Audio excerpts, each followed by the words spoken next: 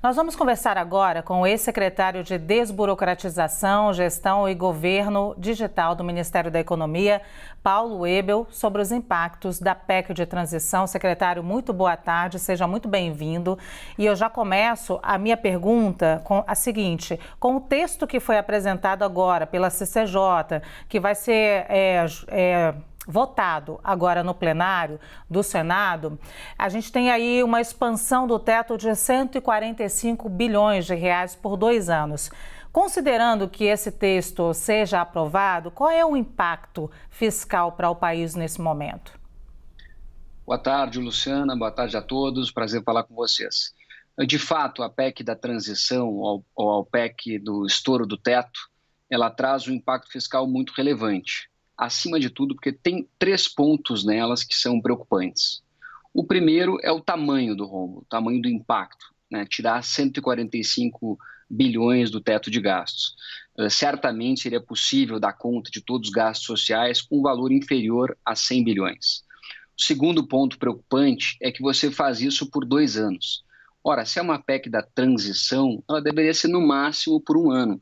Não há justificativa para ser por 2 anos. Você exclui a nova legislatura no debate importante que é a elaboração do orçamento de 2024. Então, na minha opinião, isso deveria ser no máximo por 1 ano. E neste 1 ano, aí sim o governo toma pé da situação e apresenta ou contrapartidas de corte de gastos ou reformas, mudanças estruturais que possam impulsionar o crescimento do país. E o terceiro ponto que preocupa na PEC é a questão da nova âncora fiscal, que seria feita sob meio de lei complementar e não na Constituição Federal. Nós sabemos que o Brasil não tem um histórico de responsabilidade fiscal.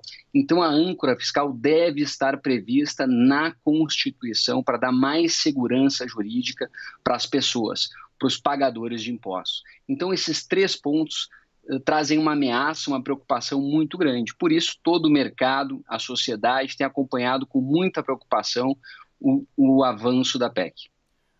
Secretário, dos 3 pontos que o senhor cita, eu posso dizer que os 3 ainda são modificáveis, né? A gente pode dizer isso. O senhor acredita na possibilidade de, depois do plenário, o acerto e na hora da votação, haja uma modificação, então, nesse valor de expansão do teto, não de 145, mas menos de 100 bilhões, como o senhor disse que seria o ideal, que esse prazo não seja de 2 anos ou 1 ano, como o senhor disse, que considera ideal, e que não seja projeto de lei complementar, mas que seja também uma outra proposta, uma outra PEC?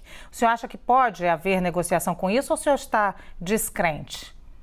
Eu acho que existe espaço, você tem tanto a oportunidade agora no plenário do Senado por um substitutivo alterando esses pontos, quanto depois quando a PEC for para a Câmara. Então a Câmara vai ter uma nova oportunidade de discutir esses assuntos e apresentar uma proposta alternativa de PEC que contemple um valor mais razoável, abaixo de 100 bilhões, a previsão de no máximo por 1 ano, então, que seria excluído do teto ou expandido o teto, e que uma nova âncora fiscal deveria ser aprovada por uma nova PEC. Na minha opinião, se conseguirmos alterar esses pontos, vamos estar mitigando muitos danos. Se não houver essa modificação, existe um risco real de, nos próximos anos, nós termos ou aumento de impostos, ou aumento de juros, ou aumento de inflação, ou um aumento combinado de mais de um desses fatores. E isso é um risco para a sociedade, principalmente para as pessoas que vivem na base da pirâmide, as pessoas mais vulneráveis e mais humildes. Secretário, o senador Omar Aziz nos concedeu uma entrevista. Ele integra a equipe de transição de governo e afirmou hoje, na entrevista dele, o seguinte, que a PEC de transição, do estouro, como quer o senhor, atende às necessidades do orçamento para 2023. Omar Aziz também disse preferir estar discutindo o assunto com o futuro ministro da Economia. E a minha pergunta é a seguinte: o anúncio de quem ocupará o Ministério da Economia pode influenciar na tramitação da PEC?